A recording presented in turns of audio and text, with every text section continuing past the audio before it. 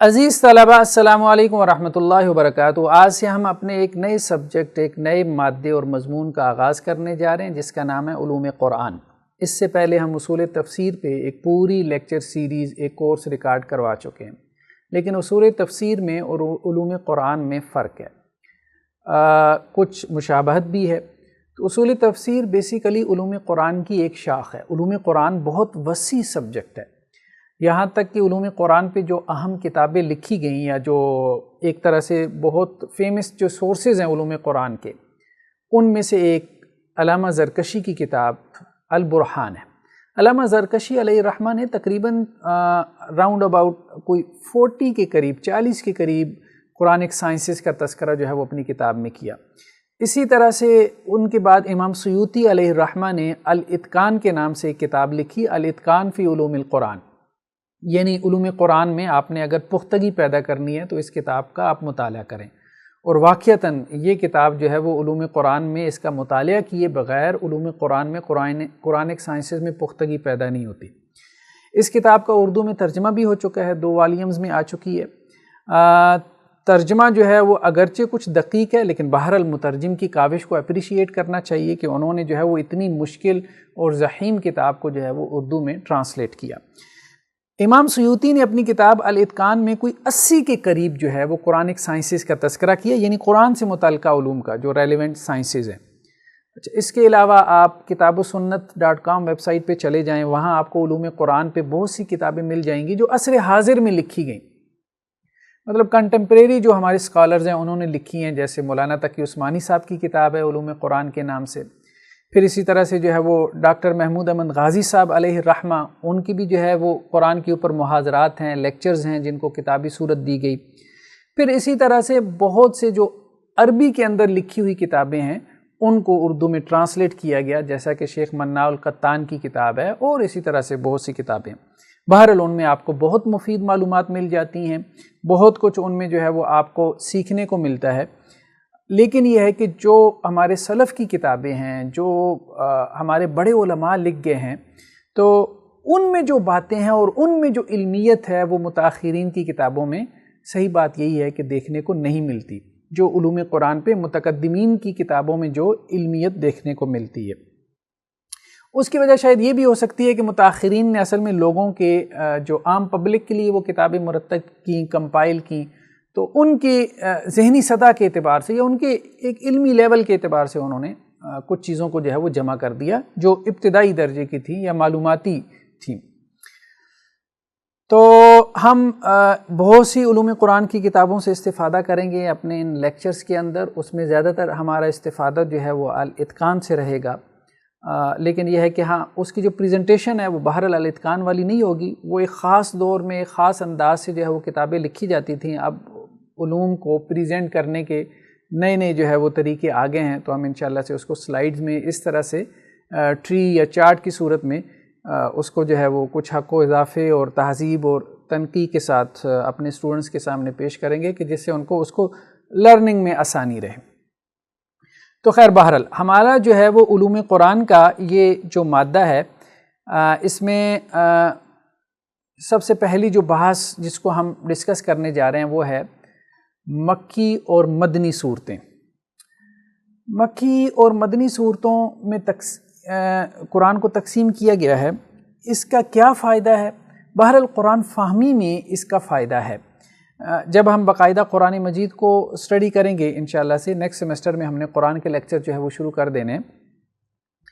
تو قرآن کے ٹیکسٹ کو جب ہم اسٹڈی کریں گے، قرآن مجید کو جو ہے ٹرانسلیٹ کریں گے ہم، اس کی گرامر کی روشنی میں، بلاغت، اصول تفسیر، اس کی ایٹیمالوجی، علم اشتقاق کی روشنی میں،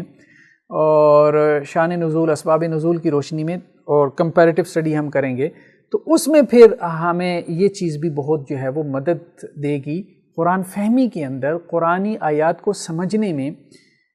کہ یہ آیات مکی ہیں یا مدنی ہیں۔ تو یہ جسٹ انفارمیشن نہیں ہے کہ جی یہ آیات مکی ہیں یہ مدنی ہیں، ٹھیک ہے؟ تو مکی اور مدنی آیات یہ سب سے پہلی جو ہے وہ تقسیم ہے۔ تو مکی اور مدنی آیات کو 3 اعتبارات سے جو ہے وہ تقسیم کیا گیا ہے، زمانی، مکانی اور خطابی۔ بیسیکلی سلف میں جو ہے وہ 3 آراء ہیں۔ مکی آیات کون سی ہیں، مدنی آیات کون سی ہیں، مطلب مکی اور مدنی آیات میں ہم ڈیفرینشیٹ کیسے کریں گے یا ہم ان کو ڈیفائن کیسے کریں گے، تو وہ جو ان کا ڈیفائنر ہے نا وہی مختلف ہے۔ عام طور پہ جو فیمس یا معروف قول ہے وہ یہ ہے کہ جو آیات ہجرت سے پہلے نازل ہوئی ہیں وہ مکی ہیں، جو ہجرت کے بعد نازل ہوئی ہیں وہ مدنی ہیں، یہی معروف قول ہے اور اسی کے مطابق ہم اپنی ڈسکشن کو لے کے چلیں گے۔ اب دیکھیں ہجرت کے بعد اللہ کے رسول صلی اللہ علیہ وسلم واپس آئے ہیں نا مکہ میں فتح مکہ کے موقع پہ، تو اس قول کے مطابق اس فتح مکہ کے موقع پہ بھی اگر کچھ آیات نازل ہوئی ہیں تو وہ مدنی آیات کہلائیں گی۔ کیونکہ وہ ہجرت کے بعد نازل ہوئی۔ تو زمانی اعتبار سے ان لوگوں نے یا ان علماء نے مکی اور مدنی کی تقسیم کر لی کہ پری جو ہجرہ ہے یعنی ہجرت سے پہلے کی جو آیات ہیں وہ مکی ہیں اور آفٹر ہجرہ جو ہے وہ مدنی آیات ہیں، بھلے وہ مکہ میں نازل ہوئی یا مدینہ میں نازل ہوئی یا جہاں پہ بھی نازل ہوئی۔ دوسرا قول کیا؟ دوسرا قول جو ہے وہ مکانی اعتبار سے ہے۔ اس سے مراد کیا ہے؟ اس سے مراد یہ ہے کہ وہ آیات جو مکہ اور اس کے گرد و نواح میں نازل ہوئی ہیں وہ مکی ہیں، اور وہ آیات جو مدینہ اور اس کے گرد و نواح میں نازل ہوئی ہیں وہ مدنی ہیں۔ یعنی انہوں نے مکان کو اہم سمجھا، پہلے قول والوں نے زمانے کو یعنی ٹائم کو، وقت کو اہمیت دی، انہوں نے مقام اور جگہ کو اہمیت دی۔ تو اس اعتبار سے جو ہے وہ اگر ہجرت کے بعد بھی کچھ آیات نازل ہوئی ہیں اور وہ مکہ اور اس کے گرد و نواح میں نازل ہوئی ہیں، جیسے آیات کریمہ میں ہمیں حنین کا تذکرہ ملتا ہے، تو اب ظاہری بات ہے کہ یہ وہ غزوہ تھا جو طائف والوں کے ساتھ ہوا تھا اور فتح مکہ کے فوراً بعد ہوا تھا، تو یہ مکہ اور اس کے گرد و نواح میں اترنے والی آیات تھیں غزوہ حنین کے بارے میں۔ تیسرا قول یہ ہے کہ ہم خطاب کو دیکھیں گے، خطابی، ٹھیک ہے۔ اس سے کیا مراد ہے؟ اس سے مراد یہ ہے کہ اگر آیات میں خطاب مشرکین سے ہے تو اس سے مراد مشرکین مکہ ہیں، تو یہ مکی آیات ہیں، اور اگر آیات میں خطاب یہود و نصارہ سے ہے یا آیات میں خطاب جو ہے وہ منافقین سے ہے یعنی وہ لوگ جو کہ مدینہ میں تھے، تو پھر ہم ان کو جو ہے وہ مدنی آیات کہیں گے۔ تو اس طرح سے مکی اور مدنی آیات کے بارے میں گویا کہ یہ تقسیم ہمارے سامنے آتی ہے کہ زمانی اعتبار سے کچھ لوگوں نے اس کو تقسیم کیا، ہجرت سے پہلے والی مکی ہیں، ہجرت کے بعد والی مدنی ہیں۔ مقامی اعتبار سے یا مکانی اعتبار سے کچھ لوگوں نے اس کو تقسیم کیا کہ جو مکہ اور اس کے گرد و نواح میں نازل ہوئی وہ مکی ہیں، جو مدینہ اور اس کے گرد و نواح میں نازل ہوئی وہ مدنی ہیں۔ اور تیسرا یہ کہ خطاب کے اعتبار سے کہ ایڈریس کس کو کیا گیا ان آیات میں، اگر وہ مشرکین ہیں یا مکہ کے لوگ ہیں تو پھر وہ مکی آیات ہیں، اور اگر وہ مدینہ یا اس کے گرد و نواح کے لوگ ہیں جیسے کہ منافقین اور یہود و نصارہ تو پھر وہ مدنی آیات ہیں۔ نیکسٹ بحث اس میں یہ ہے کہ کچھ صورتوں یا آیات کے بارے میں اختلاف ہو جاتا ہے کہ وہ مکی ہیں یا مدنی، ان کو کہتے ہیں مختلف فی یعنی جن میں اختلاف ہو گیا۔ تو کچھ صورتوں کے بارے میں اختلاف ہو جاتا ہے کہ یہ مکی ہیں یا مدنی ہیں، یعنی اہل علم میں یا مفسرین میں، تفسیر کرنے والوں میں، جیسا کہ سورہ کوثر کے بارے میں حضرت انس رضی اللہ عنہ سے صحیح مسلم میں ایک قول ملتا ہے کہ جس سے محسوس ہوتا ہے کہ ان کے مطابق یہ مدنی صورت ہے، یعنی سورہ کوثر جو ہے وہ مدنی صورت ہے حضرت انس رضی اللہ عنہ کے مطابق۔ لیکن یہ ہے کہ بعض اہل علم نے اس کو جو ہے وہ مکی صورت قرار دیا۔ اسی طرح سورہ اخلاص کے بارے میں اختلاف ہے کہ سورہ اخلاص مکی ہے یا مدنی ہے، اس کے بارے میں دونوں اقوال آپ کو مفسرین کے ہاں مل جاتے ہیں، لیکن اس میں امام سیوطی علیہ الرحمہ نے اس قول کو ترجیح دی ہے کہ یہ مکی صورت ہے۔ اسی طرح معوذتین یعنی سورہ فلق، سورہ الناس کے بارے میں مختلف اقوال ہیں کہ یہ مکی ہیں یا مدنی ہیں، لیکن اس میں راجح قول یہی ہے کہ وہ دونوں صورتیں مدنی ہیں۔ اس کی وجہ کیا ہے کہ ان کا تعلق جو ہے وہ رسول اللہ صلی اللہ علیہ وسلم کے اوپر جو ایک سحر کا معاملہ ہوا تھا، جادو کا معاملہ ہوا تھا، اگرچہ اس کا اثر نہیں ہوا اللہ کے رسول پہ سحر کا اس طرح سے، لیکن یہ ہے کہ لوگوں نے اپنے طور پہ کرنے کی کوشش تو کی۔ تو وہ یہودی تھا جو لبید بن عاصم اور اس کی جو بیٹیاں تھیں، تو اب وہ چونکہ مدینہ میں تھے تو گویا کہ اس کا معاملہ جو ہے وہ مدینہ کے ساتھ ہے۔ تو یہ غالب یا راجح قول یہی ہے، پریفرڈ قول یہی ہے کہ یہ معوذتین جو ہے وہ مدنی صورتیں۔ اسی طرح کچھ آیات ان کے بارے میں بھی اختلاف ہو جاتا ہے، وہ بھی مختلف ہی ہوتی ہیں کہ وہ مکی ہیں یا مدنی ہیں۔ اور یہ بھی کہا جاتا ہے کہ جی مکی صورتوں کے اندر مدنی آیات آ جاتی ہیں اور مدنی صورتوں کے اندر مکی آیات آ جاتی ہیں، اور اس کی ایک لمبی چوڑی فہرست بیان کی جاتی ہے۔ اچھا، اس میں امام سیوطی علیہ الرحمہ نے کوئی تقریباً کافی ساری اس کی مثالیں بیان کی ہیں، 30-40 کے قریب مثالیں بیان کر دی ہیں کہ مکی صورتوں میں مدنی آیات، مدنی صورتوں میں مکی آیات۔ لیکن جب ہم ان پہ غور کرتے ہیں تو ہمیں یہ محسوس ہوتا ہے کہ نہیں، اس کی کوئی نہ کوئی تعویل کی جا سکتی ہے، یعنی یہ مثالیں ایسی ہیں کہ جن کی کوئی نہ کوئی تعویل ممکن ہو سکتی ہے، اکثر و بیشتر کی۔ ہاں، کچھ ایسی ہیں کہ جن کی تعویل میں تھوڑی سی آپ کو مشقت اٹھانی پڑے۔ تو اصولی طور پہ تو یہ بات درست ہے کہ مکی صورتوں کے اندر مدنی آیات آ جاتی ہیں، اصولی طور پہ یہ بات درست ہے۔ جیسا کہ وَيَسْأَلُونَكَ عَنِ الرُّوحِ، یہ ہم آگے چل کے پڑھیں گے، یہ مکی صورت ہے، سورہ اسراء، سورہ معراج، لیکن اس کے اندر یہ جو آیات ہیں وَيَسْأَلُونَكَ عَنِ الرُّوحِ، اے نبی صلی اللہ علیہ وسلم آپ سے یہ روح کے بارے میں سوال کر رہے ہیں، یہ مدنی آیات ہیں، یہ مدینہ میں نازل ہوئی۔ اصولی طور پہ یہ بات درست ہے کہ مکی صورتوں میں مدنی آیات آ سکتی ہیں یا مدنی صورتوں میں مکی آیات آ سکتی ہیں۔ جیسا کہ ہم اس کی مثال دیکھتے ہیں، یہ ہمارے سامنے سورہ نحل کی آیت ہے، ثم ان ربک للذین ہاجروا من بعد ما فتنوا ثم جاہدوا وصبروا۔ یہاں ہجرت اور جہاد کے الفاظ ہیں، ٹھیک ہے، سب سے اوپر جو آیت ہے۔ اب یہ سورہ نحل جو ہے یہ مکی صورت ہے، ٹھیک ہے۔ اب اس کے آخر میں ہم یہ دیکھ رہے ہیں کہ یہ آیات موجود ہیں سورہ نحل کے آخر میں جن میں ہجرت اور جہاد کا تذکرہ ہے۔ اب بعض مفسرین تو اس طرف چلے گئے کہ یہ مکی صورتوں میں مدنی آیات ہیں، ٹھیک ہے، لیکن ہمارے ذہن میں یہ بات آتی ہے کہ ضروری نہیں ہے کہ یہ مکی صورت کے اندر مدنی آیات ہوں، ان کی توجیہ بھی ہو سکتی ہے۔ توجیہ یہ ہو سکتی ہے کہ یہاں پہ ہجرت سے مراد جو ہے وہ ہجرت حبشہ ہے، ٹھیک ہے، تو اور دوسرا جو ہے وہ یہاں پہ جہاد سے مراد وجاہدہم بھی جہادن کبیرہ، جیسے قرآن نے خود اپنے بارے میں کہا کہ اے نبی صلی اللہ علیہ وسلم اس قرآن کے ذریعے سے جہاد کریں، یعنی اس سے مراد جہاد بالقرآن ہے۔ تو گویا کہ مکہ کے اندر بھی ہجرت اور جہاد تھی، تو جن لوگوں نے کہا کہ یہ مدنی آیات ہیں، یہ والی آیات مدنی ہیں، تو انہوں نے کہا ہجرت اور جہاد کا تذکرہ ہے، اور ہجرت اور جہاد تو مدینہ میں ہوئی، تو اس لیے یہ مدنی آیات ہیں۔ لیکن ہمیں یہ بات سمجھ میں آتی ہے کہ بہت ساری ایسی آیات کے بارے میں جو ہم اس قسم کا دعویٰ یا کلیم دیکھتے ہیں، تو اس پہ اگر ہم غور کریں تو اس کی کوئی توجیہ بھی ممکن ہوتی ہے۔ تو یہاں پہ بھی جیسے یہ توجیہ کی جا سکتی ہے کہ جی یہ ہجرت حبشہ مراد ہے، یا پھر یہاں جہاد سے مراد جہاد بالنفس ہے یا جہاد بالقرآن ہے، والذین جاہدوا فینا لنہدینہم سبلنا، یہ بھی اب مکی آیات ہیں، ٹھیک ہے۔ تو مکی آیات میں بھی جہاد کا تذکرہ ہے۔ ہاں، مدینہ میں جا کے اس جہاد نے جہاد فی سبیل اللہ کی ٹرم جو ہے وہ اختیار کر لیا اس نے، مطلب جہاد فی سبیل اللہ کی صورت میں وہ ہمیں نظر آتا ہے مدنی آیات کے اندر، وہ ایک پورا فریز ہے، وہ مدنی آیات میں ہے، وہ مکی آیات میں ہمیں نہیں ملتا، لیکن صرف جہاد وہ ہمیں مکی آیات میں بھی مل جاتا ہے۔ یہ تو تھا کہ مختلف ہی صورتیں یا مختلف فی آیات، تو ہم نے کہا کہ کچھ صورتوں کے بارے میں اختلاف ہے کہ وہ مکی ہیں یا مدنی ہیں، لیکن اس میں کوئی نہ کوئی ترجیح آپ قائم کر سکتے ہیں قرائن کی بنیاد پہ، شواہد کی بنیاد پہ، روایات کو سامنے رکھ کے کہ یہ مکی ہے یا مدنی ہے۔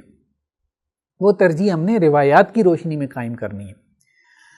دوسرا جو ہے وہ آیات کے بارے میں بھی اختلاف ہو جاتا ہے، تو ہم نے کہا کہ آیات کے بارے میں جو عام طور پہ یہ دعویٰ ہے، ایک بات تو یہ ہے کہ صورتوں کے بارے میں اختلاف بہت کم ہے، اکثر و بیشتر جو ہے یہ ایگریڈ اپان ہے کہ یہ مکی صورتیں یہ مدنی صورتیں، چند صورتوں کے بارے میں اختلاف ہوا کہ یہ مکی ہیں یہ مدنی ہیں، ٹھیک ہے، تو اس اختلاف کو بھی حل کیا جا سکتا ہے روایات کی روشنی میں۔ دوسرا جو آیات ہیں، تو آیات کے بارے میں بھی چند آیات ہیں جن کے بارے میں اختلاف ہو گیا کہ یہ مکی ہیں یا مدنی ہیں، یعنی مکی صورتوں میں مدنی آیات ہیں یا مدنی صورتوں میں مکی آیات ہیں، ان میں بھی ہم نے کہا کہ توجیہ کی جا سکتی ہے اکثر و بیشتر آیات کے بارے میں کہ مکی صورتوں میں مکی آیات ہیں، مدنی صورتوں میں مدنی ہی آیات ہیں۔ ہاں، کہیں کہیں اصولی طور پہ بھی ہم یہ مانتے ہیں اور کہیں کہیں اس کے شواہد بھی ہمیں ملتے ہیں، اس کی مثالیں بھی ہمیں ملتی ہیں کہ مکی صورتوں کے اندر مدنی آیات آ گئیں یا مدنی صورتوں میں جو ہے وہ مکی آیات آ گئیں، ٹھیک۔ نیکسٹ بحث کیا ہے؟ علامات کی، کہ علامات کیا ہیں جن کے ذریعے ہم پہچانیں کہ یہ مکی آیات ہیں یا یہ مدنی آیات ہیں۔ اب اس میں کچھ علامات تو سماعی ہیں، کچھ علامات قیاسی ہیں۔ سماعی سے مراد یہ سماع، سننے سے، یعنی صحابہ سے سن لیا یا صحابہ کے جو شاگرد تھے تابعین سے جو ہے وہ آثار ہمیں مل گئے، روایتیں مل گئیں، تفسیری اقوال مل گئے کہ یہ مکی صورتیں ہیں، یہ مدنی صورتیں ہیں، یہ مکی آیات ہیں، یہ مدنی آیات ہیں۔ ایک تو سماع ہے، ٹھیک ہے، سماع سے معلوم ہوگا مکی اور مدنی کا تعین سماع سے ہوگا، روایت سے ہوگا، خبر سے ہوگا، اثر سے ہوگا، نیریشن سے ہوگا، ٹھیک ہے۔ دوسرا کیا ہے؟ قیاسی۔ قیاسی سے کیا مراد ہے؟ قیاسی سے مراد یہ ہے کہ آپ غور کریں متن کے اوپر، ٹیکسٹ کے اوپر، تو مکی صورتیں جو ہے ان کا ایک انداز ہے، ان کے متن کا ایک انداز ہے، ان کی آیات، ان کی زبان، ان کا اسلوب بیان، وہ ایک خاص کیفیت ہے، ایک خاص اسلوب ہے۔ جیسے مکی صورتوں میں ہم دیکھتے ہیں کہ آیات چھوٹی چھوٹی ہیں، چھوٹی چھوٹی آیات ہیں، لا اقسم بیوم القیامہ ولا اقسم بالنفس اللوامہ ایحسب الانسان ان لن نجمع عظامہ، یعنی اس میں ایک تو ردم بھی ہے، اور پھر ردیف اور قافیے کا اہتمام بہت زیادہ ہے، اور پھر اس کے جو مضامین ہیں وہ عام طور پہ آخرت کے یا پچھلی قوموں کے حالات اور واقعات ہیں، یا پھر توحید کا تذکرہ ہے، اللہ کی معرفت کا بیان ہے، اللہ کی ذات کا بیان ہے، جنت جہنم کا ذکر ہے، یا مرنے کے بعد کی زندگی کا ذکر ہے۔ تو اس طرح مضامین کے اعتبار سے اور اسلوب بیان کے اعتبار سے ہم یہ جج کر سکتے ہیں کہ یہ مکی ہیں یا مدنی ہیں۔ اسی طرح سے یہ کہا گیا کہ جن آیات میں کلا کا لفظ آئے تو وہ مکی ہوتی ہیں، کلا کا لفظ، کلا ان الانسان لیطغی، کلا سوف تعلمون، ٹھیک ہے، تو یہ مکی آیات کی علامات میں سے ہے، تو یہ قیاسی علامات کہلاتی ہیں۔ اسی طرح مدنی جو آیات ہیں ان میں آپ دیکھتے ہیں کہ ایک یہ بات کہ لمبی آیات ہوتی ہیں، طویل آیات، اور دوسرا جو ان کے مضامین ہوتے ہیں ان میں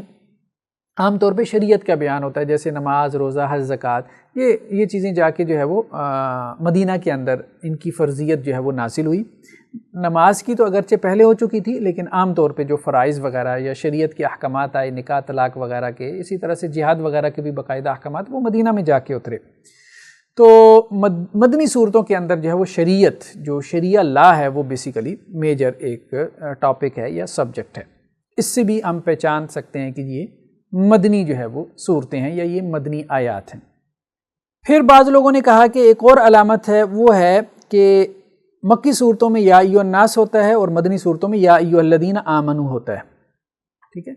لیکن ایک بات تو یہ ہے کہ یہ جو قیاسی علامات ہیں، خاص طور پہ وہ لوگ جو قرآن کے اوپر تدبر کر کے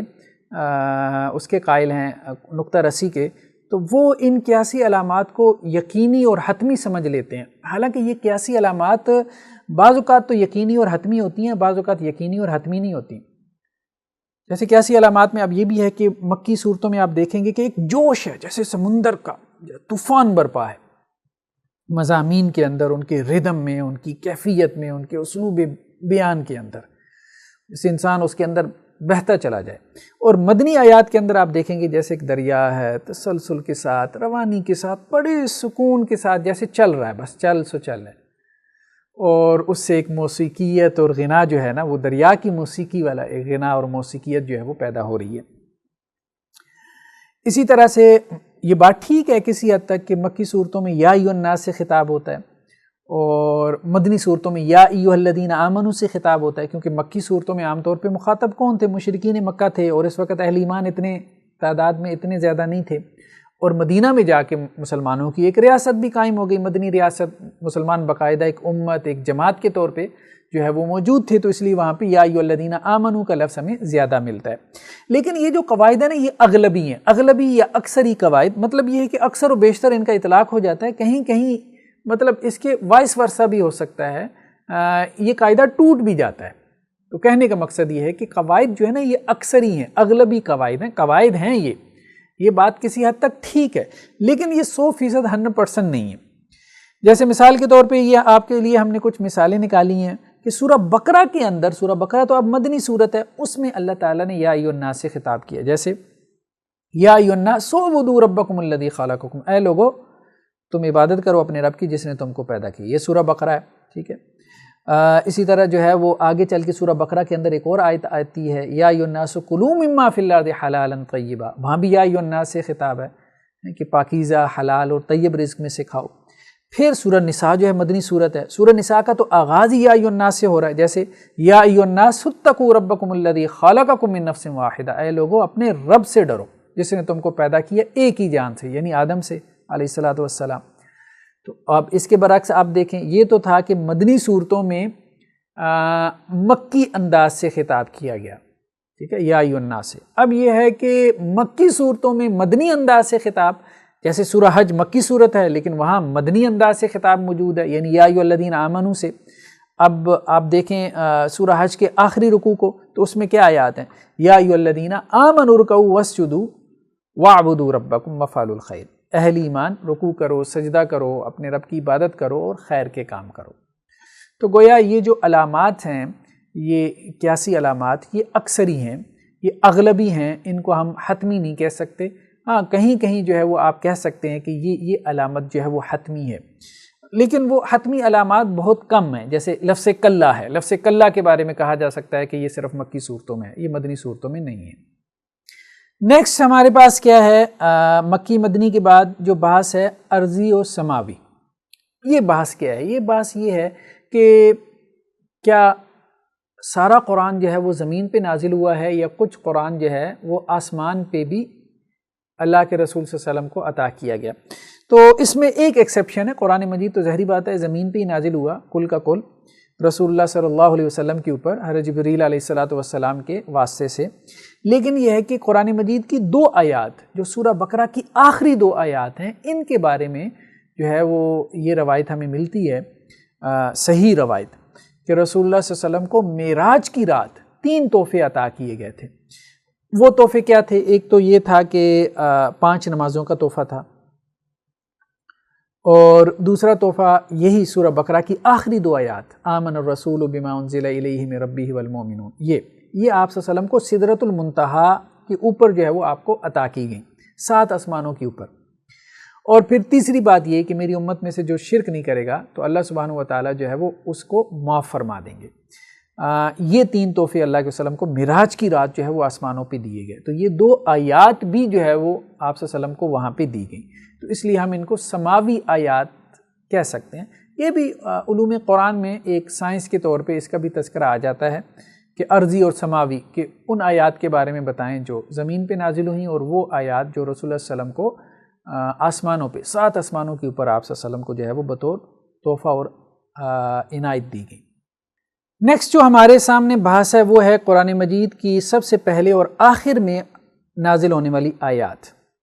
تو اب یہ ہے کہ قرآن مجید کی یہ آیات سب سے پہلے نازل ہوئیں، یہ سب سے آخر میں نازل ہوئیں، یہ ایک انفارمیشن تو ہے۔ اس کا قرآن فہمی سے کیا تعلق ہے؟ نہیں، قرآن فہمی سے اس کا بہت گہرا تعلق ہے۔ اس کی وجہ یہ ہے کہ ہم جس نیریٹو پہ کھڑے ہیں وہ نیریٹو یہ ہے، وہ بیانیہ یہ ہے کہ قرآن فہمی میں اصل کردار روایات کا ہے۔ آپ روایات کو اور آثار کو چھوڑ کے اگر قرآن کو سمجھنے کی کوشش کریں گے، انہیں سائیڈ پہ رکھ کے آپ قرآن کو سمجھنے کی کوشش کریں گے، تو آپ رسول اللہ صلی اللہ علیہ وسلم کے منہج اور طریقے کے مطابق قرآن کو نہیں سمجھ رہے، تو ہمارے نزدیک یہ درست نہیں۔ اب ہوتا کیا ہے؟ ہوتا یہ ہے کہ روایات کے ذریعے جب ہم قرآن کو سمجھنے کی کوشش کرتے ہیں تو روایات میں بعض اوقات تعارض ہو جاتا ہے، مطلب اختلاف ہو جاتا ہے، وہ آپس میں کنٹراڈکٹ کرتی ہیں۔ تو جو لوگ اس کے قائل نہیں ہیں، جو لوگ یہ کہتے ہیں کہ جی بس قرآن کھولو اور اس کو سمجھنا شروع کر دو، روایات کو سائیڈ پہ رکھ دو، حدیثوں کو سائیڈ پہ رکھ دو، تو آثار صحابہ، تابعین، تبع تابعین کو سائیڈ پہ رکھ دو، بس خود قرآن کو سمجھو۔ تو جو لوگ اس کے قائل نہیں ہیں ان سے جب پوچھا جائے بھائی ان کو سائیڈ پہ کیوں رکھو، تو وہ یہ کہتے ہیں جی ان میں تو تعارض ہے، وہ تو آپس میں ٹکرا رہی ہیں۔ ایسا نہیں ہے، وہ تعارض بظاہر نظر آ رہا ہوتا ہے لیکن حقیقت میں نہیں ہوتا، حقیقت میں نہیں ہوتا۔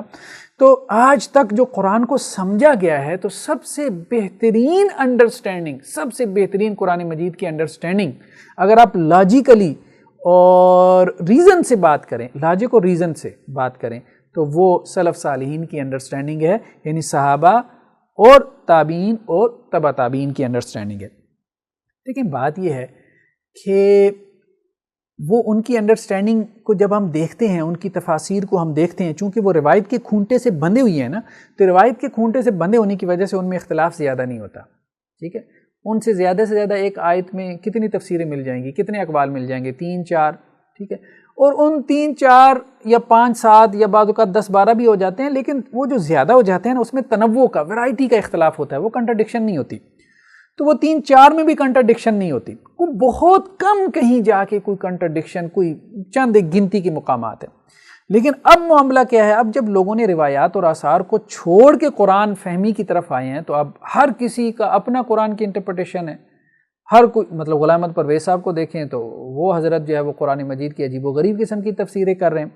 اسی طرح جو ہے غلام احمد قادیانی جو ہے وہ اپنی نبوت قرآن سے نکال رہے ہیں. غلام احمد پرویز جو ہیں وہ مرکز ملت کا تصور نکال رہے ہیں. محمد الشیخ جو ہے وہ قرآن سے کیا نکال رہے ہیں کہ جی معاذ اللہ یہ محمد الرسول اللہ جن کا تذکرہ قرآن میں آتا ہے اس سے مراد محمد بن عبداللہ نہیں ہے، معاذ اللہ ثم معاذ اللہ. اسی طرح جو ہے وہ آپ اصلاحی صاحب کو دیکھ لیں کہ وہ قرآن مجید سے کیا جو ہے وہ نکال رہے ہیں.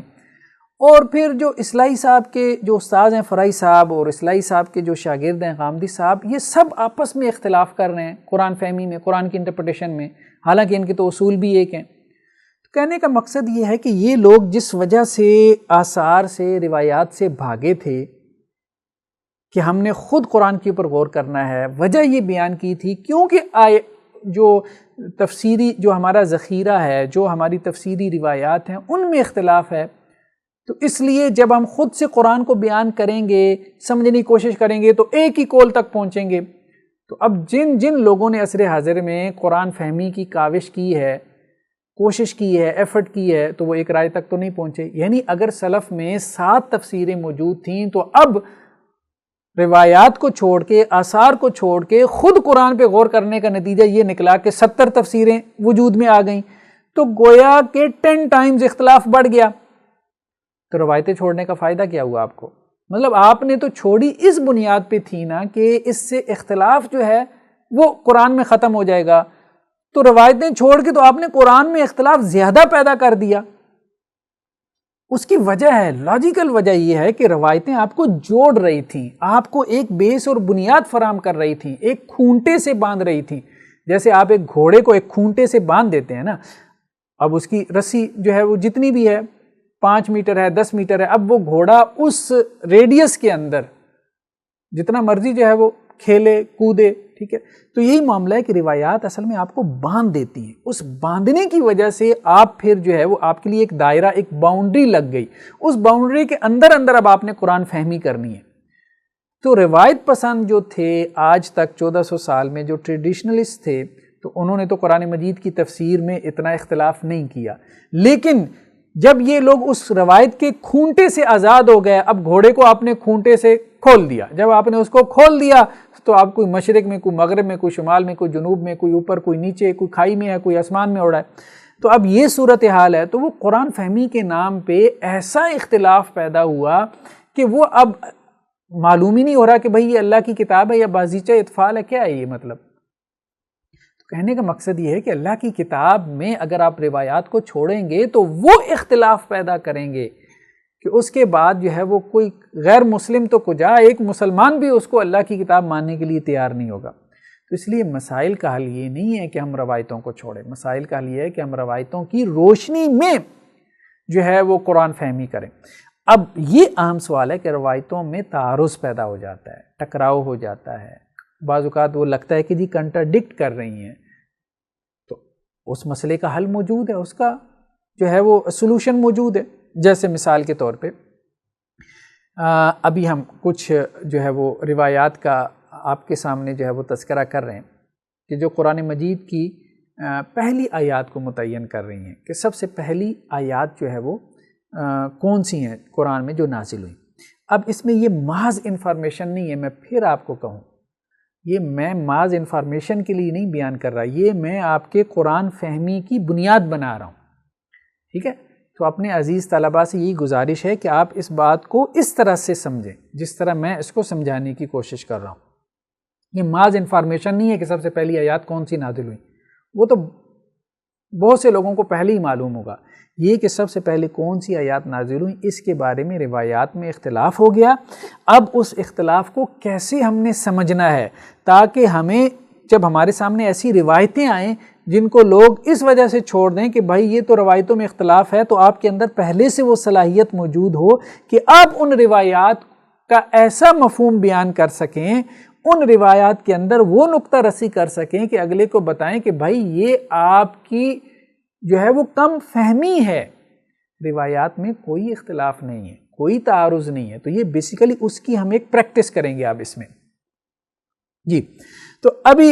ہمارے سامنے اب دیکھیں کہ سب سے پہلی جو آیات نازل ہوئی اس کے بارے میں مختلف اقوال ہیں۔ معروف قول کیا ہے کہ اقرأ بسم ربک الذی خلق، یہ حضرت عائشہ رضی اللہ عنہا سے ہے اور صحیح بخاری میں ہے کہ سب سے پہلے جو آیات نازل ہوئی وہ یہ ہے۔ دوسرا قول جو حضرت جابر سے ہے وہ بھی صحیح بخاری میں ہے، وہ یہ ہے کہ سورہ مدثر کی آیات سب سے پہلے نازل ہوئی۔ اب دیکھیں کسی سے بھی پوچھیں تو وہ یہی کہے گا کہ بھئی سب سے پہلے جو آیات نازل ہوئیں وہ سورہ علق کی ہیں، اقرأ بسم ربک الذی خلق، یہ والی آیات سب سے پہلے نازل ہوئیں۔ سورہ مدثر کے بارے میں تو کسی نے پڑھا ہی نہیں ہوگا، لیکن صحیح بخاری میں روایت موجود ہے، صحیح بخاری میں روایت موجود ہے۔ تو یہ ہم اس لیے بھی بیان کر رہے ہیں کہ ہمارا نالج صحیح بخاری کے بارے میں اتنا ہی ہوتا ہے کہ جتنا ہمیں کہیں جو ہے وہ ٹیکسٹ بکس کے اندر یا کسی خطیب کے ذریعے سے بتا دیا جاتا ہے۔ ہم نے کبھی کوئی جو ہے وہ صحیح بخاری یا حدیث کی کتاب تھارولی نہیں پڑھی ہوتی۔ بہت کم لوگ، کوئی لاکھوں میں کیا کروڑوں میں جو ہے وہ آپ انگلیوں پہ گن سکتے ہیں کہ جنہوں نے باقاعدہ پوری کتاب حدیث کی پڑھی ہوں، اسٹڈی کی ہوں، نوٹس لیے ہوں، ٹیکسٹ کو ہائی لائٹ کیا ہو۔ ایسا نہیں ہوتا، بس گنی چنی حدیثیں ہمارے سامنے ہوتی ہیں اور ہم اس کو ہی ٹوٹل علم سمجھ رہے ہوتے ہیں، ٹھیک ہے۔ تو اب دیکھیں کہ یہ جو روایت ہے سب سے پہلے حضرت عائشہ رضی اللہ عنہا کی، جو کہ صحیح بخاری میں ہے اور یہ سب کے علم میں ہے کہ اللہ کے رسول صلی اللہ علیہ وسلم غار حرا میں تھے، اور یہ نبوت سے پہلے کی بات ہے، جبکہ حضرت خدیجہ رضی اللہ عنہا جو ہے وہ آپ کی زوجیت میں تھیں، اور آپ صلی اللہ علیہ وسلم وہاں جو ہے وہ جا کے غار حرا میں جو ہے وہ عبادت کرتے تھے۔ بعض لوگوں نے کہا کہ جی دور جاہلیت میں جو حضرت ابراہیم علیہ السلام کا دین چلا آ رہا تھا اسی کے مطابق عبادت کرتے تھے۔ بعض لوگوں نے کہا کہ نہیں، غور و فکر کرتے تھے۔ بہرحال لیکن یہ ہے کہ غار حرا میں اللہ کے رسول صلی اللہ علیہ وسلم جاتے تھے، وہاں مطلب چند دن گزارتے تھے، اور اپنا توشہ جو ہے وہ کھانے پینے کا سامان بھی ساتھ لے جاتے تھے، اس میں تو کوئی اختلاف نہیں ہے۔ تو یہ وہ بات ہے۔ یہ اب دیکھیں صحیح بخاری کی روایت ہے، یہ صحیح بخاری کی روایت جو ہے وہ 4953 ہے، ٹھیک ہے۔ اب اس میں کیا ہے، یہ لمبی چوڑی روایت ہے، اس کو تو ہم نہیں دیکھ سکتے۔ اس میں یہ الفاظ جو ہم نے ہائی لائٹ کیے ہیں کہ اللہ کے وسلم غار حرا میں تھے، وَهُوَ فِي غار حرا، تو آپ کے پاس ایک فرشتہ آیا اور اس نے کہا اقرا، فقال رسول اللہ صلی اللہ علیہ وسلم ما انا بقاری، تو اللہ کے وسلم نے کہا بھائی میں تو پڑھنے والا نہیں ہوں۔ تو پھر اس فرشتے نے اللہ کے وسلم کو اپنے ساتھ لگا کے جو ہے وہ بھیجا اور پھر کہا کہ آپ پڑھیں، پھر آپ نے کہا کہ میں پڑھنے والا نہیں ہوں۔ پھر اسی طرح سے جو ہے وہ 3 مرتبہ یہ معاملہ ہوا، یہاں تک کہ پھر اس نے کہا کہ فقال اقرأ بسم ربک الذی خلق، خلق الانسان من علق، اقرأ وربک الاکرم الذی علم بالقلم۔ یہ جو آیات ہیں، تو پھر اللہ کے رسول وسلم گھر آئے ہیں حضرت خدیجہ رضی اللہ عنہا کے پاس، اور آپ صلی اللہ علیہ وسلم کے اوپر جو ہے وہ گھبراہٹ طاری تھی، تو پھر حضرت خدیجہ رضی اللہ عنہا نے اللہ کے رسول صلی اللہ علیہ وسلم کو تسلی دی، اور پھر یہ الفاظ کہ زملونی زملونی، کہ مجھے جو ہے وہ کمبل اڑا دو، مجھے کمبل اڑا دو۔ یہ دیکھیں یہ صحیح بخاری کی روایت ہے، ٹھیک ہے۔ یہ روایت جو ہے وہ ہمارے سامنے آ گئی کہ سب سے پہلے جو ہے وہ جو آیات نازل ہوئی ہیں حضرت عائشہ رضی اللہ عنہا کے بیان کے مطابق وہ سورہ علق کی شروع کی آیات ہیں، اور یہی رائے درست ہے، یہی رائے درست ہے۔ لیکن صحیح بخاری میں ایک اور روایت بھی آ جاتی ہے، اس کو کیسے سمجھیں؟ اب جو لوگ کہتے ہیں نا جی صحیح بخاری خود پڑھ لیں، ٹھیک ہے خود پڑھ لیں، بہت سی چیزیں آپ کو سمجھ میں آ جائیں گی، لیکن صحیح بخاری سب کے سب خود سے آپ کو سمجھ میں آ جائے تو ایسا نہیں ہے، اس کے لیے آپ کو علماء کی رہنمائی میں پڑھنے کی ضرورت ہے، ٹھیک ہے۔ یا پھر یہ ہے کہ اگر آپ نے تذکیر کے لیے پڑھنا ہے، تذکیر کے لیے یا دہانی کے لیے، اپنے عمل کے لیے، تو آپ قرآن بھی پڑھ لیں، قرآن کا ترجمہ بھی پڑھ لیں، حدیث بھی پڑھ لیں، حدیث کی کتابیں بھی پڑھ لیں۔ لیکن اگر آپ نے علمی رائے دینی ہے، کوئی اوپینین جنریٹ کرنی ہے، کوئی فتویٰ دینا ہے، اگر آپ نے عالم دین کی سیٹ پہ براجمان ہونا ہے، تو پھر بھائی یہ ایک باقاعدہ کام ہے، اس کے لیے پھر آپ کو یہ کتاب و سنت، یہ حدیث کی کتابیں جو ہے وہ باقاعدہ علماء سے پڑھنی پڑیں گی، ورنہ تو یہ روایت آپ کے سامنے صحیح بخاری کی آ جائے گی تو آپ اس کو بیان کر دیں گے، ٹھیک ہے۔ اور اگر دوسری روایت آپ کے سامنے اتفاق سے پہلے آ گئی تو آپ اس کو بیان کر دیں گے، ٹھیک ہے۔ مثال کے طور پہ دوسری روایت کون سی ہے؟ جیسے یہ صحیح بخاری کی روایت ہے، اب دیکھیں یہ بھی صحیح بخاری کی روایت ہے 4922، ٹھیک ہے۔ اس میں کیا ہے کہ یحییٰ بن ابی کثیر کہتے ہیں کہ میں نے ابو سلمہ بن عبد الرحمن سے پوچھا کہ قرآن کی کون سی آیت سب سے پہلے نازل ہوئی، تو انہوں نے کہا یا ایھا المدثر۔ میں نے کہا لوگ کہتے ہیں کہ اقرأ بسم ربک الذی خلق سب سے پہلے نازل ہوئی، تو حضرت ابو سلمہ نے کہا کہ میں نے حضرت جابر سے پوچھا تھا، اور جو بات ابھی تم نے مجھ سے کہی وہی میں نے ان سے کہی تھی، لیکن حضرت جابر نے فرمایا کہ میں تم سے وہی حدیث بیان کرتا ہوں جو ہم سے اللہ کے وسلم نے بیان فرمائی۔ تو یعنی راوی پوچھ رہا ہے کہ جی سب سے پہلی کون آیات نازل ہوئی، تو حضرت جابر کہہ رہے ہیں کہ جی یا ایھا المدثر، وہ کہہ رہے ہیں کہ جی لوگ کہتے ہیں کہ سب سے پہلے اقرأ بسم ربک الذی خلق نازل ہوئی، آپ کہتے ہیں کہ جی یا ایھا المدثر نازل ہوئی۔ تو حضرت جابر کیا کہتے ہیں، بھائی میں وہی بات کہہ رہا ہوں جو اللہ کے رسول صلی اللہ علیہ وسلم سے ہے، میں وہی بات کہہ رہا ہوں۔ تو بہت بڑی بات ہے، بہت بڑی بات ہے۔ اب اگر آپ نے یہ حدیث پڑھ لی صحیح بخاری کی تو آپ یہ بیان کرنا شروع کر دیں گے، کسی نے دوسری پڑھ لی تو وہ دوسری بیان کرنا شروع کر دے گا، تو دونوں باتوں کے اندر تو کنٹرڈکشن ہے۔ تو اگر آپ عالم نہیں ہیں تو پھر آپ رائے جنریٹ نہ کریں، پھر پہلے آپ کسی عالم دین سے پڑھ لیں، پھر آپ دین اسلام کے نام پہ دو مختلف باتیں کریں گے اور وہ دین کے لیے جو ہے وہ تان کا باعث بن جائے گا، حالانکہ وہ دو مختلف باتیں نہیں ہوں گی، لیکن آپ اپنی کم علمی کی وجہ سے اس کو دو مختلف باتیں سمجھ لیں گے۔ جیسے اب یہ حدیث ہے، بالکل کلیئر ہے، آپ اس کا ترجمہ روک کے پڑھیں، 10 مرتبہ پڑھ لیں۔ دونوں حدیثیں ہم نے آپ کو دکھا دی نا، ذرا آج یہ تجربہ کر لیں۔ ابھی میں تیسری حدیث نہیں دکھا رہا، اس سے پہلے یہ تجربہ کرنا ہے، جو تیسری حدیث میں آگے دکھانے جا رہا ہوں اس سے پہلے یہ تجربہ کرنا ہے۔ دونوں حدیثوں کو آپ سامنے رکھیں اور آپ ان کو سمجھنے کی کوشش کریں۔ کیا آپ خود سے سمجھ پاتے ہیں کہ نہیں سمجھ پاتے؟ ان دونوں کے درمیان جو کنٹرڈکشن ہے اس کو آپ حل کر پاتے ہیں کہ نہیں کر پاتے؟ جب آپ نہیں کر پاتے تو اس کا مطلب ہے کہ آپ کو عالم کی ضرورت ہے۔ ہاں، اپنے مطالعے کے لیے آپ ضرور پڑھ لیں، لیکن جب آپ نے علمی دین کو آگے بیان کرنا ہے، آپ نے عالم کی سیٹ پہ براجمان ہونا ہے، معلم بننا ہے، تو پھر یہ ایک بھائی رسپانسبلٹی ہے، یہ ایک ذمہ داری ہے، پھر اس ذمہ داری کے تقاضے پورے کرنے ہیں،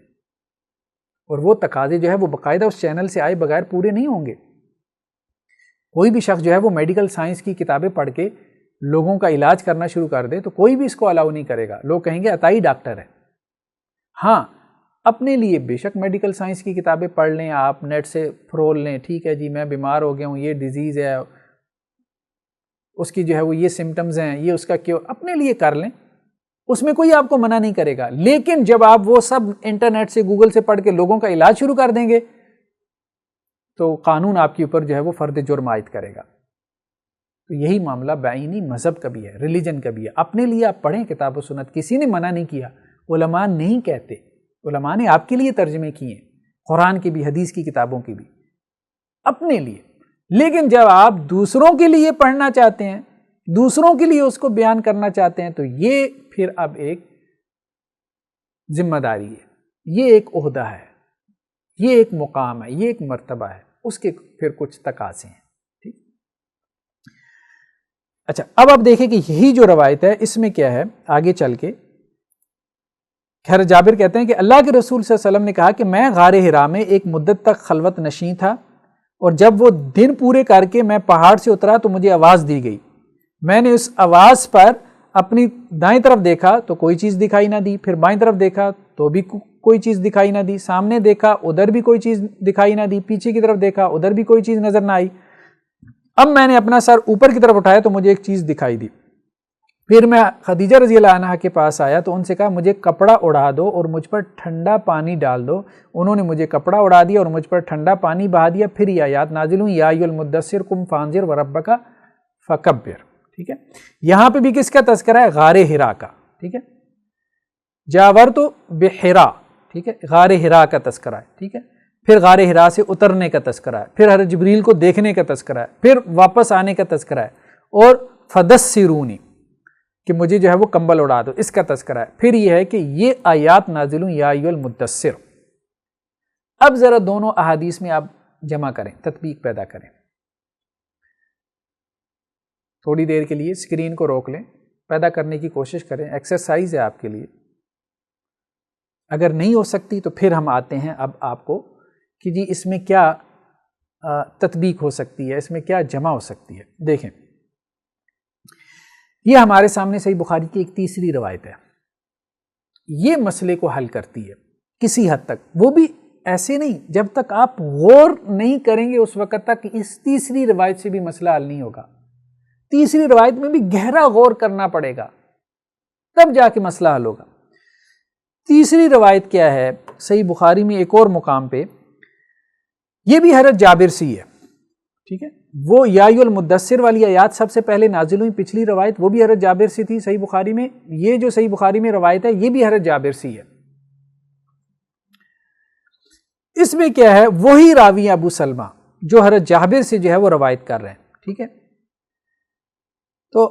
حضرت جابر بن عبداللہ سے روایت ہے کہ انہوں نے نبی صلی اللہ علیہ وسلم سے سنا کہ آپ فرما رہے تھے مجھ پر وحی کا نزول کچھ عرصہ بند رہا، یہ جملہ اہم ہے، مجھ پہ وحی کا نزول کچھ عرصہ بند رہا، اس دوران میں کہیں جا رہا تھا کہ میں نے آسمان میں سے ایک آواز سنی، میں نے آسمان کی طرف نظر اٹھائی تو اس فرشتے کو دیکھا جو میرے پاس غار حرا میں آیا تھا، اس فرشتے کو دیکھا جو میرے پاس غار حرا میں آیا تھا، یہ دوسرا جملہ اہم ہے، ٹھیک ہے، کہ وہ زمین اور آسمان کے درمیان کرسی پر بیٹھا ہے، میں نے اسے دیکھ کر اس قدر گھبرایا کہ زمین پر گر پڑا، پھر میں اپنے گھر والوں کے پاس آیا اور کہا کہ مجھے کمبل اڑا دو، مجھے کمبل اڑا دو، تو اللہ تعالیٰ نے آیات اتاری، پھر اللہ نے آیات اتاری، کون سی؟ فانزل اللہ تعالیٰ یا ایھا المدثر قم فانذر۔ آگے روایت وہی ہے کہ حضرت خدیجہ رضی اللہ عنہا کے پاس آئے اللہ کے رسول صلی اللہ علیہ وسلم، شروع روایت بھی وہی ہے کہ اللہ کے وسلم غار حرا سے نکلے، شروع بھی وہی ہے آخر بھی وہی ہے، لیکن درمیان روایت میں ایک اضافہ ہو گیا دو چیزوں کا، ایک یہ کہ اللہ کے رسول وسلم کیا کہہ رہے ہیں کہ یہ فترت وحی رک جانے کے بعد کا واقعہ ہے، دوسری بات کیا کہہ رہے ہیں کہ وہی فرشتہ جو غار حرا میں میرے پاس آیا تھا تو میں نے دیکھا، غار حرا سے اترتے ہوئی اس کو میں نے دیکھا، یعنی یہ دوسری مرتبہ جو ہے وہ میں نے اس کو دیکھا، یہ دوسری مرتبہ ہو گیا، ایک تو غار حرا میں وہ فرشتہ آیا تھا اور ایک یہ غار حرا سے اترتے ہوئے اس کو دیکھا، یہ دوسری مرتبہ دیکھنا تھا۔ تو اس سے مراد یہ ہے کہ دوسری جو آیات نازل ہوئی ہیں وہ یا ایھا المدثر ہے، دوسری جو آیات نازل ہوئی ہیں وہ یا ایھا المدثر ہے۔ اب سوال یہ پیدا ہوتا ہے کہ یہ تو بات ٹھیک ہے، سمجھ میں آ گئی کہ سب سے پہلے سورہ علق کی آیات نازل ہوئی، اقرا بسم ربک الذی خلق، پھر اس کے بعد جو ہے وہ یہ سورہ مدثر کی آیات نازل ہوئی، کیونکہ یہاں دو باتیں آ گئیں کہ مجھ پر وحی کا نزول کچھ عرصہ بند رہا تھا، ٹھیک ہے، وہی راوی حضرت جابر بن عبداللہ، انہوں نے ہی یہ بات جو ہے وہ اللہ کے رسول صلی اللہ علیہ وسلم سے نقل کی، تو وحی کا نزول بند رہا تھا تو پھر یہ آیات نازل ہوئی، تو گویا وحی کا نزول بند رہا تھا تو اس کا مطلب یہ ہے کہ یہ پہلی آیات نہیں ہے، ٹھیک ہے۔ اور پھر دوسری جو بات یہ ہے کہ میں نے اس فرشتے کو دیکھا اس موقع پہ جو میرے پاس غار حرا میں آیا تھا، تو گویا یہ دوسری آیات ہیں سورہ مدثر کی، پہلی آیات جو ہے وہ سورہ علق کی نازل ہوئی۔ اب سوال یہ پیدا ہوتا ہے کہ صحیح بخاری کی پھر اس روایت کا کیا معنی ہے کہ جس میں درمیان والی یہ باتیں حضرت جابر نے نہیں کی، جس میں انہوں نے کہا کہ سب سے پہلی آیات جو نازل ہوئی ہیں وہ کون سی ہیں؟ وہ سورہ مدثر کی ہی آیات ہیں، ٹھیک ہے۔ جیسے دیکھیں یہاں پہ کیا الفاظ ہیں کہ انہوں نے سوال کیا ان اول ما نزل من القرآن، ان اول ما نزل من القرآن، کہ قرآن مجید کی سب سے پہلی نازل ہونے والی آیات کون سی ہیں؟ تو یہ جو روایت تھی اس میں تو یہ الفاظ تھے کہ سب سے پہلی، ٹھیک ہے، ہم نے تو جمع کر لی، ہم نے جمع کر لی، وہ جمع ہمارے اسٹوڈنٹس کو سمجھ بھی آ گئی ہوگی کہ سب سے پہلے جو آیات نازل ہوئی ہیں وہ سورہ علق کی ہیں، سب سے جو ہے وہ دوسرے نمبر پہ جو آیات نازل ہوئی ہیں وہ سورہ مدثر کی ہیں، کیونکہ صحیح بخاری کی ایک اور روایت آ گئی تیسری مقام پہ، وہ تو سمجھ میں آ گئی، لیکن یہ جو صحیح بخاری کی روایت ہے اس کو ابھی تک ہم کیسے حل کریں گے؟ اس کو بھی تو حل کرنا ہے نا، ٹھیک ہے۔ تو اس کا حل یہ ہے کہ یہاں پہ یہ الفاظ بالکل ٹھیک ہے کہ سب سے پہلے نازل ہونے والی آیات سورہ مدثر کی ہیں، بالکل ٹھیک ہے۔ کیسے ٹھیک ہے؟ یہ بھی ٹھیک ہے وہ بھی ٹھیک ہے، کیسے ٹھیک ہے؟ بھئی یہ اس طرح سے ٹھیک ہے کہ وہ جو صحیح بخاری کی ہم نے آپ کو تیسری روایت دکھائی ہے وہاں پہ یہ ذکر ہے کہ فترت وحی کا مطلب یہ ہے کہ وحی رک گئی، بہت عرصہ درمیان میں وحی آپ صلی اللہ علیہ وسلم پہ آنا بند ہو گئی تھی، یعنی سورہ علق کی آیات اتری تھیں پھر وحی آنا بند ہو گئی تھی، تو فترت وحی کے بعد پھر وحی نازل ہونا شروع ہوئی اور پھر نازل ہوتی ہی چلی گئی قرآن کے جو ہے وہ مکمل ہونے تک۔ تو حضرت جابر رضی اللہ عنہ نے فترت وحی کے بعد یہ بات کہی ہے کہ سب سے پہلے نازل ہونے والی جو آیات ہیں وہ سورہ مدثر کی ہیں، یہ ان کی مراد تھی، کیونکہ انہوں نے وحی کے نزول سے مراد وحی کے نزول کا تسلسل لیا ہے۔ تو پہلی جو آیات 5 نازل ہوئی تھیں، درمیان میں چونکہ کافی جو ہے وہ عرصہ دراز ہو گیا تھا، بہت جو ہے وہ وقفہ آ گیا تھا، تو اس لیے انہوں نے، اور اس میں تسلسل ٹوٹ گیا تھا، تو اس لیے انہوں نے اس کو مانتے ہوئے، لیکن یہ ہے کہ قرآن مجید جو تسلسل سے نازل ہوا ہے اس میں سب سے پہلے جو آیات نازل ہوئی وہ سورہ مدثر کی ہیں۔ اس معنی میں یہ دوسری روایت جو ہے وہ لے کے آئے ہیں، کیونکہ انہی سے جو تیسرے مقام پہ صحیح بخاری میں روایت مروی ہے تو اس میں وہ یہ بات کہہ رہے ہیں۔ تو بعض اوقات یہ ہوتا ہے کہ راوی جو ہے نا، جو ظاہری بات ہے جو صحابی کا شاگرد ہوتا ہے وہ بعین ہی اس طرح سے وہ مفہوم جو وہ اس کا استاذ بیان کرنا چاہ رہا ہوتا ہے اس کو اس طرح سے آگے منتقل نہیں کر پاتا، کوشش کرتا ہے وہ کوشش کرتا ہے، اس لیے تو ہم اس میں سے سمجھ لیتے ہیں نا، لیکن بہرحال وہ یہ ہے کہ وہ بہت زیادہ، جسے آپ کہتے ہیں نا کہ اس طرح سے ایکسپریسو نہیں ہوتا کہ اس کو بہت کھول کے اور اس کے تمام جہات کا جو ہے وہ احاطہ کر کے اس طرح سے اس کو نقل کر دے کہ اگلے کو بات سمجھ میں آ جائے، تو اس سے یہ بھی ہو سکتا ہے کہ جو اس کی بات میں اضافہ بھی ہو سکتا ہے اور وہ اس کی رائے بھی بن سکتی ہے، تو اس لیے وہ احتیاط کرتے ہیں کہ کم سے کم جو ہے وہ روایت میں الفاظ جو ہے وہ استعمال کریں۔ بہرحال اسی طرح نیکسٹ ہمارے پاس بحث ہے کہ قرآن مجید کی آخری آیات، تو قرآن مجید کی جو سب سے آخر میں نازل ہونے والی آیات ہیں ان کے بارے میں بھی روایات میں اختلاف ہے، لیکن ہم انشاءاللہ سے اس کو جمع کرنے کی کوشش کریں گے۔ اس سے آپ کی لرننگ ہو رہی ہے کہ روایات کو آپ گہرے فہم کے ساتھ کیسے جمع کر سکتے ہیں، اور جب آپ ان کو جمع کریں گے تو اور نقطے پیدا ہوں گے، علم کی نئی نئی جہتیں آپ کے سامنے، نئی نئی ڈائمنشنز آپ کے سامنے کھلیں گی۔ یعنی وہ کوئی تکلف سے جمع کرنا نہیں ہوگا کہ جیسے مار باندھ کے کچھ چیزوں کو آپ نے زور زبردستی سے جمع کر دیا، بلکہ وہ جمع کرنا اس گہرائی اور فقاہت کے ساتھ ہوگا جو آپ کے لیے علم کی مختلف جہتوں کو روشن کر دے گا۔ مطلب آپ اس جمع کو انجوائے کریں گے اور اس دل سے آپ کی آواز اٹھے گی کہ ہاں یہ اصل میں مراد تھی، جو بیسیکلی جو ہے وہ راوی اس کو صحیح طرح سے ادا نہیں کر سکا یا اس کو ادا کرنے سے قاصر رہا اپنے الفاظ میں۔ اب دیکھیں کہ ہمارے سامنے یہ اس بارے میں 2 آراء ہیں۔ ایک تو یہ ہے کہ سب سے آخر میں نازل ہونے والی جو آیات ہیں وہ آیت کلالہ ہے، یہ برا بن عازب سے روایت ہے اور صحیح بخاری میں ہے۔ آیات کلالہ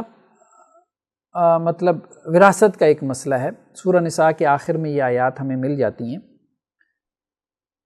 کلالہ سے مراد وہ شخص ہے کہ جس کے ماں باپ بھی نہیں ہیں، جس کے اولاد بھی نہیں ہے، تو اس کا وارث کون ہوگا، یہ ایک سوال پیدا ہوا، تو اس کا جواب قرآن میں آیا۔ ٹھیک ہے، وراثت کے احکامات تو پہلے نازل ہو چکے تھے، تو یہ ایک مسئلہ جو ہے وہ رہ گیا تھا۔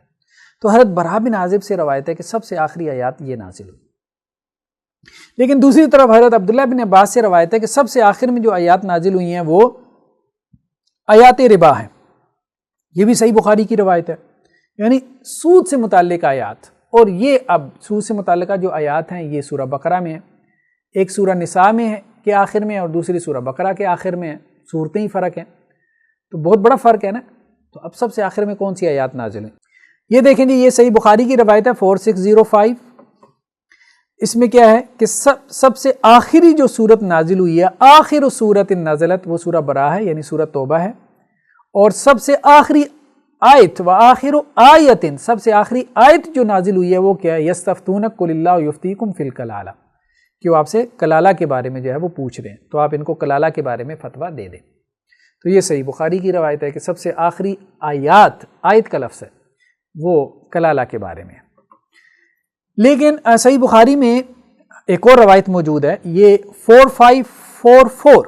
حضرت عبداللہ بن عباس سے، کہ انہوں نے کیا فرمایا، نبی صلی اللہ علیہ وسلم پہ آخری آیت جو نازل ہوئی وہ سود کے متعلق تھی۔ کیا ہے؟ آخر آیت نزلت علی النبی صلی اللہ علیہ وسلم آیت الربا، آخری آیت جو نازل ہوئی وہ سود سے متعلق تھی۔ اب صحیح بخاری کی روایات ہیں، دونوں روایات، دونوں صحابی ہیں، برا بن عازب بھی، حضرت عبداللہ بن عباس بھی۔ اب جو لوگ روایتوں کو چھوڑ دیتے ہیں نا وہ اسی بنیاد پہ چھوڑتے ہیں کہ جی دیکھیں روایتوں میں تو اختلاف ہے، ایک روایت یہ کہہ رہی ہے، دوسری روایت یہ کہہ رہی ہے، ہم روایتوں کی بنیاد پہ کیا تفسیر کریں؟ ہم نے ایک بات تو کہہ دی اور وہ منطقی اور لاجیکل بات ہے، آپ اس کو مانیں گے کہ روایتوں کو چھوڑ کے زیادہ اختلاف انہوں نے پیدا کیا، قرآن میں زیادہ اختلاف پیدا کیا، اور قرآن یہ جو کہتا ہے وَلَوْ كَانَ مِنْ عِنْدِ غَيْرِ اللَّهِ لَوَجَدُوا فِيهِ اخْتِلَافًا كَثِيرًا، اگر قرآن اللہ کے غیر کی طرف سے ہوگا تو اس میں بہت زیادہ اختلاف ہوگا۔ یہی معنی قرآن کے مفہوم کے بارے میں بھی ہے۔ اب بات سمجھ رہے ہیں نا، یہ بہت گہرا نقطہ ہے، بہت گہرا نقطہ ہے۔ ان کو جو قرآن سمجھ میں آ رہا ہے، ایک تو وہ قرآن ہے نا جو عربی متن ہے، جو ان کو قرآن سمجھ میں آ رہا ہے، اگر وہ اللہ کی طرف سے ہوگا تو اس میں اختلاف نہیں ہوگا، ان کا اختلاف اس میں نہیں ہوگا، اور اگر وہ اللہ کی طرف سے نہیں ہوگا تو اس میں ان کا اختلاف بہت زیادہ ہو جائے گا۔ تو روایتوں کو چھوڑ کے جو تفسیریں کی گئی ہیں اس میں بہت بڑا اور بہت بڑے پیمانے پہ اختلاف پیدا ہوا ہے، تو گویا وہ قرآن اللہ کی طرف سے، یعنی وہ مفہوم جو قرآن کا ہے جو وہ بیان کر رہے ہیں، یہ قرآن کا مفہوم ہے تو وہ اللہ کی طرف سے نہیں ہے۔ روایتوں کو سامنے رکھتے ہوئے جو قرآن کا مفہوم بیان کیا گیا ہے نا، تو اس میں اختلاف نہ ہونے کے برابر ہے، نہ ہونے کے برابر ہے، اور اس پہ ابن تیمیہ علیہ الرحمہ کی بات بہت عمدہ ہے مقدمہ فی اصول تفسیر میں۔ تو انہوں نے کہا صحابہ اور تابعین اور تبع تابعین میں یہ اختلاف تو بالکل، مطلب جسے کہتے ہیں کہ جی ڈھونڈنا پڑتا ہے، باقی ان کے اقوال مختلف ہوتے ہیں، وہ اصل میں تنوع کا اختلاف ہوتا ہے، ورائٹی کا۔ پھر صحابہ تابعین تبع تابعین لمبی چوڑی تفسیریں بھی نہیں کرتے تھے، ایک لفظ کا معنی بیان کرتے تھے۔ خیر بہرحال یہ ہم نے اصول تفسیر میں ان بحثوں کو کھولا ہے بہت تفصیل سے، آپ ہمارے اصول تفسیر کے اوپر جو لیکچرز ہیں ان کو بھی دیکھیں۔ ابھی تو آپ یہ دیکھیں نا کہ یہ حضرت عبداللہ ابن عباس یہ بات کر رہے ہیں کہ یہ سب سے آخر میں جو نازل ہونے والی آیات ہیں یہ آیات الربا ہے۔ اب کیسے حل کرنا ہے؟ آپ اس پہ غور کریں کہ آپ نے کیسے حل کرنا ہے، ٹھیک ہے؟ چلیں ہم آپ کو ایک تیسری روایت دکھا دیتے ہیں۔ اب ہم یہ نہیں کہتے کہ تیسری روایت کو سامنے رکھے بغیر آپ حل کر کے دکھائیں، ہم آپ کو تیسری روایت دکھا دیتے ہیں کہ جس سے مسئلہ حل ہوتا ہے، ٹھیک ہے؟ تو ہم یہ سکرین پہ آپ کو دکھائیں گے، اور آپ طلبہ نے یہ مشق کرنی ہے کہ میری اگلی گفتگو سے پہلے ذرا اس کو روک لیں اور اس سکرین کو دیکھیں، اور یہ جو تیسری روایت ہے جس سے یہ مسئلہ حل ہو سکتا ہے،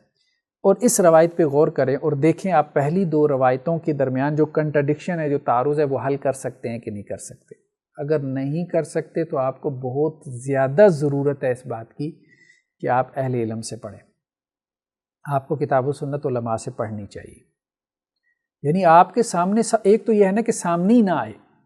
ہوتا ہی ہے کہ پورا آپ پڑھتے نہیں ہیں، ٹھیک ہے؟ آپ تو منتخب احادیث کا مطالعہ کرتے ہیں، پورا علم آپ کے سامنے ہوتا ہی نہیں ہے، تو اس لیے ایک رائے کی طرف جھک جاتے ہیں۔ وہ رائے صحیح بھی ہو سکتی ہے، غلط بھی ہو سکتی ہے۔ اب یہ نہیں کہ صحیح بخاری میں آ گئی، ہم کہہ رہے ہیں یہ سب کچھ صحیح بخاری میں ہے، تو آپ نے ایک روایت پڑھی جو صحیح بخاری میں ہے، دوسری روایت آپ نے پڑھی نہیں۔ مثال کے طور پہ آپ نے یہ پڑھ لی حضرت جابر کی کہ سورہ مدثر کی آیات سب سے پہلے نازل ہوئی، آپ نے وہ بیان کر دی، دوسری پڑھی نہیں، آپ نے کہا صحیح بخاری میں ہے۔ وہ بات تو آپ کی ٹھیک ہے صحیح بخاری میں ہے، لیکن صحیح بخاری میں دوسری بھی روایت ہے، وہ آپ نے نہیں پڑھی، یہ بات ہو گئی۔ تو ایک تو یہ ہے کہ منتخب مطالعہ یا کم مطالعہ ہونے کی وجہ سے آپ غلط علم کی طرف چلے جاتے ہیں۔ دوسرا، آپ نے تھارولی اسٹڈی کر لیا، ساری روایات اس موضوع پہ آپ کے سامنے آ گئیں، پھر بھی فہم نہیں ہے، اتنا فہم نہیں ہے، کیونکہ تربیت نہیں لی اپنے علماء سے۔ کوئی بھی پروفیشن ہے اس میں کیا ہوتا ہے، آپ اپنے اساتذہ سے، اس پروفیشن کے جو ہوتے ہیں، آپ ان سے تربیت لیتے ہیں، آپ کام سیکھتے ہیں، آپ کاروبار کر رہے ہیں، آپ ٹیچنگ کرتے ہیں، آپ کچھ بھی کرتے ہیں، آپ تو پوری یونیورسٹی آف ایجوکیشن بن گئی ہے اس بنیاد پہ کہ پڑھانا کیسے ہے، پڑھانے کی جو میتھڈالوجیز ہیں، جو تھیریز ہیں، ان کو ڈسکس کرنے کے لیے۔ تو ہر کام ایک سائنس ہے، ایسے نہیں ہے کہ بس آپ اٹھ کے کرنا شروع کر دیں۔ ڈرائیونگ ہے تو آپ نے کسی استاد سے سیکھنی ہے، ٹھیک ہے؟ تو یہی بات اب آپ دیکھیں، تیسری ایک روایت ہے صحیح بخاری کی 4364، اس میں کیا ہے؟ اس میں یہ بات ہے کہ آخر سورت نزلت کاملہ برا، کہ سب سے آخری سورت جو نازل ہوئی مکمل وہ سورہ برا ہے، یعنی سورہ توبہ ہے۔ وآخر سورت نزلت خاتمۃ سورت النساء، ٹھیک ہے؟ اور آخری آیت جو نازل ہوئی وہ سورہ نساء کی یہ آیت ہے، کیا؟ یستفتونک قل اللہ یفتیکم فی الکلالہ۔ اب آپ اسکرین روک کے جو ہے وہ اس تیسری حدیث کے اوپر غور کریں اور پہلی 2 حدیثوں کے ساتھ ملا کے اس کو سمجھنے کی کوشش کریں کہ آپ پہلی 2 حدیثوں کا تعارض دور کر سکتے ہیں۔ دیکھیں امام بخاری بہت فقیہ آدمی ہیں، انہیں کیا نہیں معلوم تھا کہ وہ اپنی کتاب میں ایسی حدیثیں جمع کر رہے ہیں جو ایک دوسرے سے ٹکرا رہی ہیں؟ نہیں، ایسا نہیں ہے، ایسا نہیں ہے۔ وہ علماء تھے، ان کو بات سمجھ میں آ رہی تھی۔ یہاں اب آپ دیکھیں کہ الفاظ کیا ہیں، وَآخِرُ السُّورَةٍ، یہاں پہ بھی ہے آخر سورۃ نزلت کاملہ سورہ برا، اور یہاں پہ بھی آگے الفاظ کیا ہیں وآخر سورۃ، انہوں نے ترجمہ کیا کیا آخری آیت۔ یہ ترجمہ بالکل ٹھیک ہے، اگر یہاں آیت کی جگہ آیات ہو جاتا تو زیادہ بہتر تھا۔ تو وآخر سورۃ نزلت خاتمۃ سورۃ النساء، یہ الفاظ اصل میں اہم ہیں، خاتمۃ سورۃ النساء، یہاں سے مسئلہ اصل میں حل ہوتا ہے۔ ایک عنوان ہے علوم قرآن میں جسے کہتے ہیں خواتیم سورت، سورتوں کے اختتامیے، سورتوں کی اینڈنگز۔ قرآن مجید میں جو سورتوں کی اینڈنگز ہے وہ خود ایک موضوع اور ٹاپک ہے، کیونکہ وہ بہت شاہانہ انداز میں ہوتا ہے، بہت شاہانہ انداز میں۔ سورہ بقرہ کی آخری 2 آیات دیکھ لیں، کمال ہے۔ سورہ نساء کی آخری رکوع دیکھ لیں، کمال ہے۔ سورہ مومنون کی آخری آیات افحسبتم انما خلقناکم عبثا، کمال ہے۔ سورہ حشر کی آخری آیات واللہ الذی لا الہ الا هو عالم الغیب والشہادہ هو الرحمن الرحیم۔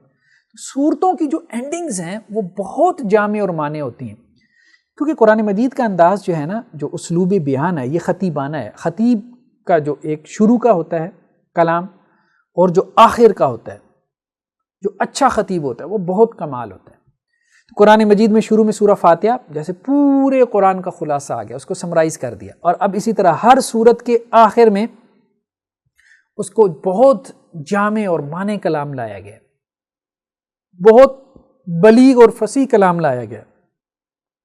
تو خواتیم سورت میں سب سے آخر میں جو خاتمہ سورت نازل ہوا، یعنی سورتوں کے اختتامیوں میں سب سے آخری جو سورت ہے جس کا اختتامیہ نازل ہوا وہ سورہ نساء ہے، کیونکہ یہ ایک علیحدہ جنس ہے، یہ علم ایک باقاعدہ فن کے طور پہ، آپ الاتقان کو دیکھیں گے وہاں باقاعدہ خواتین سورت کے اوپر علیحدہ سے آپ کو ڈسکشن مل جائے گی، اور بہت ساری علوم قرآن کی کتابوں پہ آپ کو علیحدہ سے ڈسکشن ملے گی خواتین سورت پہ۔ تو یہ اصل میں کیا الفاظ ہیں، خاتمۃ سورۃ النساء،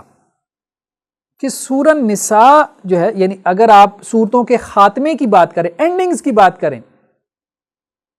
تو سورہ نساء جو ہے نا وہ سب سے آخر میں اس کا اینڈ ہوا، سب سے آخر میں وہ سورت جو ہے وہ اس کا اینڈ جو ہے وہ نازل ہوا۔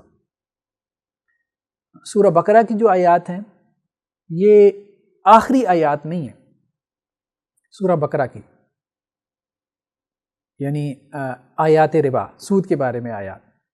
تو اب دونوں جمع ہو گئیں، تو سب سے آخر میں نازل ہونے والی آیات آیات ربا ہی ہیں۔ بعض روایات میں یہ آتا ہے کہ واتقوا یوما ترجعون فیہ الی اللہ، یہ ہیں، لیکن وہ بھی آیات ربا کے ساتھ ہی ہیں، وہ پورا ایک رکوع ہے اگر آپ اس کو دیکھ لیں، اور وہاں جو یہ بات موجود ہے واتقوا یوما ترجعون فیہ الی اللہ، یہ آیات ربا کے آخر میں یہ آیت ہے کہ اس دن سے ڈرو جس دن میں تمہیں اللہ کی طرف جو ہے وہ لٹایا جائے گا، تم اللہ کی طرف لٹائے جاؤ گے۔ تو یہ گویا کہ کس کی طرف اشارہ ہے، موت کی طرف، خاتمے کی طرف اشارہ ہے۔ تو گویا انہی آیات کے ساتھ ہی قرآن مجید کو بھی مکمل کیا گیا کہ جس میں انسان کے خاتمے کی طرف اشارہ ہے۔ تو صحیح رائے یہی ہے کہ سود کے بارے میں جو آیات ہیں یہی سب سے آخر میں نازل ہوئیں، اور سورہ نساء کے بارے میں جو آتا ہے کہ آیات کلالہ جو ہیں، کلالہ کے بارے میں جو آیات ہیں یہ سب سے آخر میں نازل ہوئیں۔ تو صحیح بخاری کی ایک اور روایت میں یہ وضاحت آ گئی ہے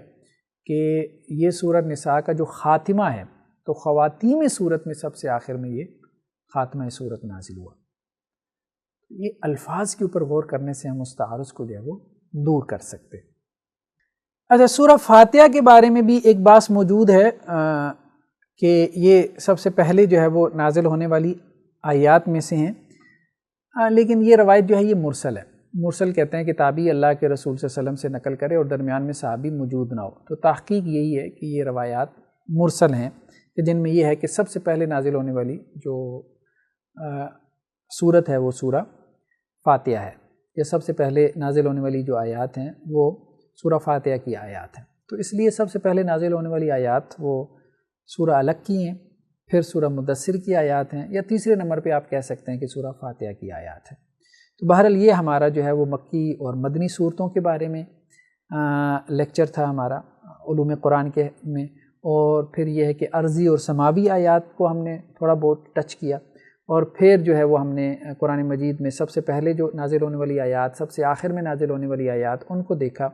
اور پھر ہم نے یہ دیکھا کہ اس حوالے سے جو روایات میں تعارض ہے اس تعارض کو ہم کیسے دور کر سکتے ہیں، اور اس کو دور کرتے ہوئے ہم نے بیسیکلی یہ لرن کرنا ہے کہ جب ہم قرآن مجید کو سمجھیں گے، جب ہم قرآن کو انٹرپریٹ کریں گے روایات کی روشنی میں، اور اگر وہ روایات یا وہ تفسیری اقوال یا وہ آثار کا ذخیرہ آپس میں بظاہر ہمیں یہ لگے گا کہ وہ آپس میں ٹکرا رہا ہے، تو اس ٹکراؤ کو ہم کیسے حل کر سکتے ہیں، اور اس کو حل کرنے سے کیسے جو ہے وہ نقطہ رسی پیدا ہوتی ہے، اور کیسے کیسے جو ہے وہ علم کی نئی جو ہے وہ دروازے ہمارے لیے کھلتے ہیں اور نئے باب ہمارے لیے روشن ہوتے ہیں۔ تو آج کے لیے اتنا کافی ہے۔ نیکسٹ لیکچر میں ہم انشاءاللہ جو بحث کریں گے وہ شان نزول کی، اس کو ہم تفصیل سے بیان کریں گے۔ السلام علیکم ورحمۃ اللہ وبرکاتہ۔